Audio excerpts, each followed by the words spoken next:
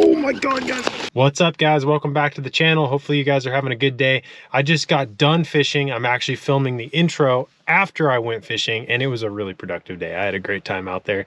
I think that you guys are going to learn something from this video. If you're shallow water, dirty water, pond fisherman or lake fisherman, just somebody that's faced with shallow, dirty water conditions, I think this video is going to be of interest to you. So without further ado, guys, I'm going to jump right into the content. I'm going to be catching them on, you might be able to hear what that is, be catching them on that guy right there with the little orange kicker blade. But anyway, guys, without further ado, let's jump right into the content. Hopefully you guys enjoy. If you're not already subscribed to the channel, hit that button for me. And if you could, smash that bell notification. That's going to notify you every time that I post a video. So you guys are going to be able to see all my new content. And yeah, guys, without further ado, let's get out there. I'm going to throw you guys on my chest camera here, and you guys are going to see some fish catching action. Let's get into it. So the first thing I'm doing here to start the day off is tying on this spinnerbait. I had a different spinnerbait on there, but I wanted something with a little bit brighter profile. And so that's why I opted for the one with that orange blade up front. I actually put that blade combo on this spinnerbait. This is a Battle Bait spinnerbait. Buddy of mine, Flint Pierce, makes these spinnerbaits. They're really good quality. I just put my own blade combo on there. And then here, I'm actually threading on an Epic Bait Molds 4-inch slick swim. Really like the slick swim for the back of a spinnerbait. This is in like a white kind of laminate color that I shot.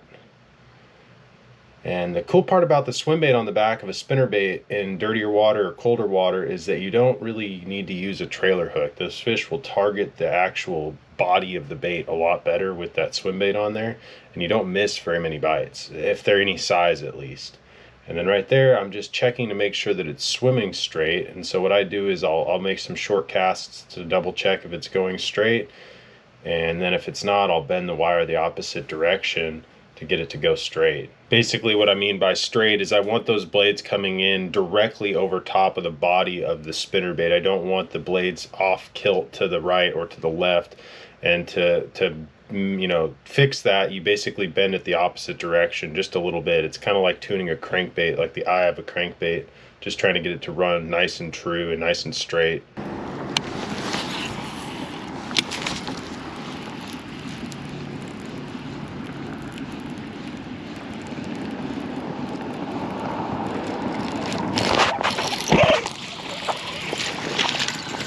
Got one, guys.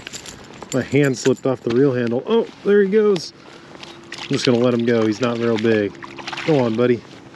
Sweet. Got one on the spinnerbait. This is actually a spinnerbait that a buddy of mine a long time ago made. I actually changed the blade combo on it to like a dirty water kind of Colorado blade combo, but this is made by Battle Baits. And then I've got a Epic Bait Mold slick swim, 4-inch slick swim that I poured on the back. Just slow rolling it. The water came up in this pond. We got a lot of rain the last couple of days. And there's some old primrose that grows up against the shoreline here. And I'm just kind of paralleling down the bank with this spinnerbait. I've got it on a 6:2-to-1 gear ratio reel with some like 16-pound fluoro, so I can kind of slow wind it and keep it down. That bright blade shows out really good, and so does that white skirt and that white slick swim. So just kind of paralleling the shore. I spooked a pretty big one over here. I don't know if I spooked it or if it went for it, but there was a big swirl. You guys would be shocked when the water comes up in a body of water. I don't care if it's a pond or a lake or whatever. A lot of the times if you've got shoreline vegetation or cover, these fish will push into that, no matter how shallow it is, especially if the water gets stained like it is here in this pond. You know, these fish will push up into this old died off primrose, and this stuff on the end of it's maybe a foot, maybe a foot and a half at the most. But these fish will get right on the edges of it, and they'll wait for stuff to swim by and ambush it, even in these cooler temps. Spinnerbait's a great way to go. It goes through there really, really clean. There is a bunch of slime on this stuff, so that kind of does mess up my bait a little bit. But as far as going through there without hanging on the limbs and the little twigs and stuff, the spinnerbait does a great job. Puts off a lot of vibration. The fish can feel it. Especially in this dirty water, you want something the fish are going to be able to feel and see, and so that's kind of why I went with a spinnerbait. You can go with either a double Colorado or a single Colorado. You know, some guys will tell you that a single is better for colder water. I don't know, I've caught them on a double in really cold water too. So just whatever you're comfortable with, whatever your preference is. I like this little orange kicker blade on here. It shows really well in the water, and it seems to get bit pretty good too.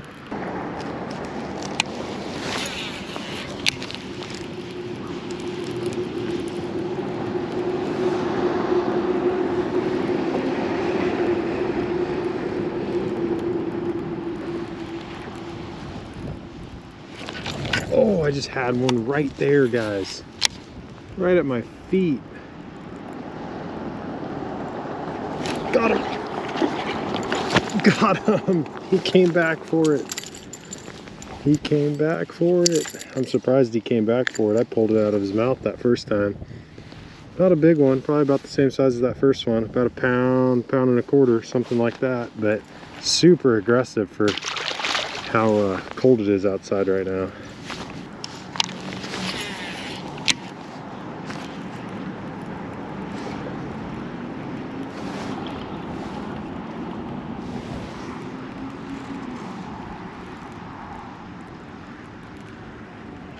Oh my God, guys, right at the bank. Did you see that? That's a good one. Oh my God. That fish ate that spinnerbait with like that much line out. Oh my God, that fish about gave me a heart attack. That's like a 3.5, 4 pounder.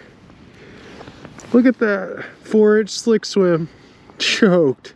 That slick swim's got such a natural swimming action back there behind that spinnerbait. You got the best of both worlds. You got a little bit of bright, a little bit of thump, and then when they get up on that bait, they see that swim bait just kicking on there.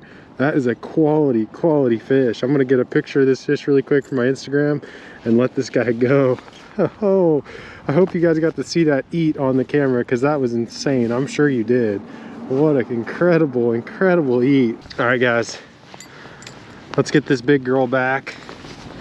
I'd say that fish is high 3s, close to 4 pounds. She's definitely getting fat for the spawn, but she could definitely fill out some more. Go eat some more shad, girl.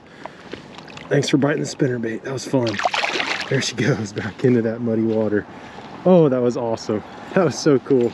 Oh man, that slick swim's holding up pretty good. I've got that poured up in a medium saltwater blend, and it gives that bait a really nice shimmy in the water. It gives it a little bit more of a tighter, a little bit more vibration rather than a slow, like meandering kick. If you have a softer plastic, it's going to be a little floppier. A little stiffer plastic, it gives it a little tighter vibration. So that was freaking awesome, guys.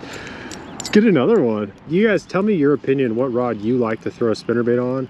I'm trying it right now on a 7'4" medium heavy, and I really like it. I like the 7'4" length. I still get enough casting distance, but it's not, you know, too long to where it's unwieldy. I do like a little bit longer rod, so I can get it out there a ways. I could probably get away with doing this on a 7'2". Today I'm throwing it on a 7'4", and it seems to be working just fine. But I like the medium heavy. That way when those fish eat it with 3 feet of line out like that last one, I don't rip it out of their mouth. That fish had a hook really well, so definitely seems to be working good today.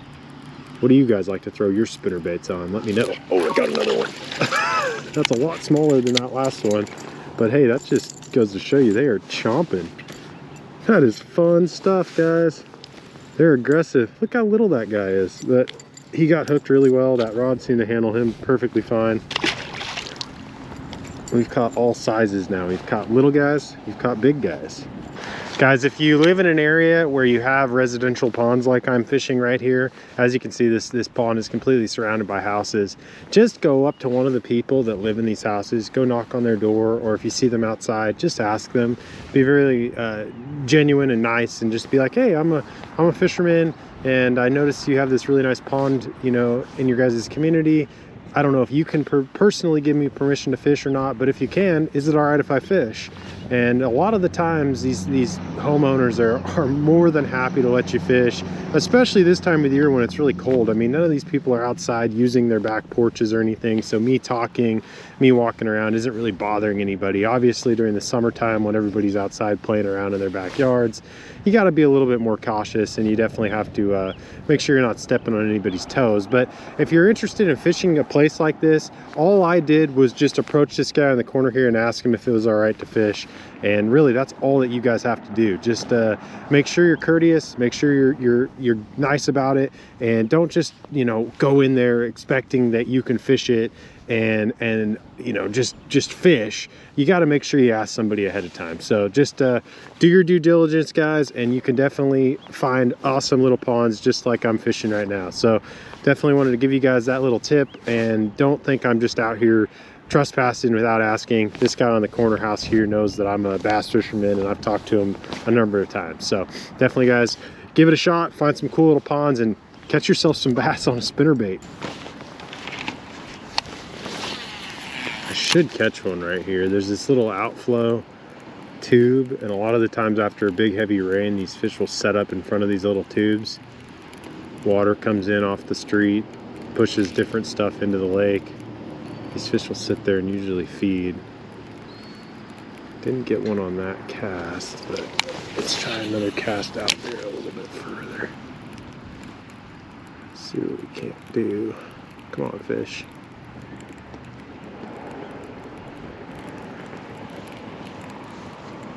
There he is, guys. That's a big one. Oh my gosh, guys, that's a big one. That's a really big one. That's like a 5 or 6 pounder. Come on, fish.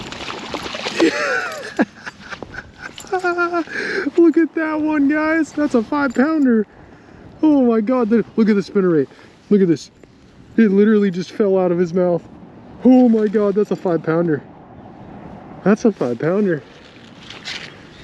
That's the biggest one I've ever caught out of this pond right there.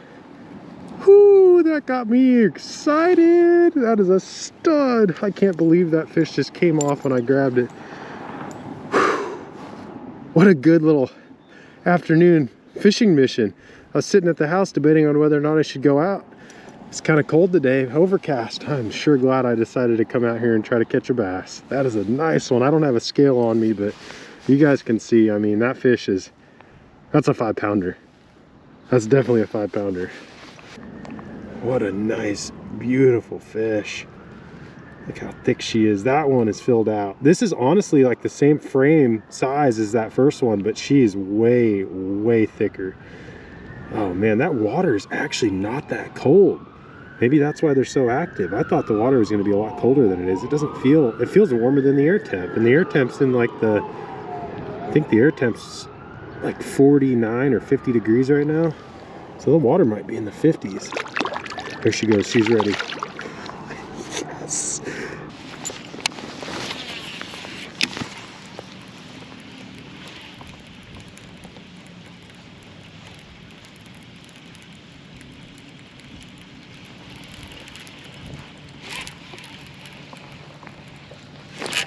Got him, guys. Oh man, that was cool. I watched this one come up and eat it. My spinnerbait rolled because I pulled it over a shallow little clump of grass, and then right when it straightened back out and started running true, this guy shot off the bank and ate it. You could tell this fish has been up shallower. I mean, even though the pond is dirty, he's really dark. That means he's been living up here in like less than a foot of water probably. Still fun. It's fun getting bit.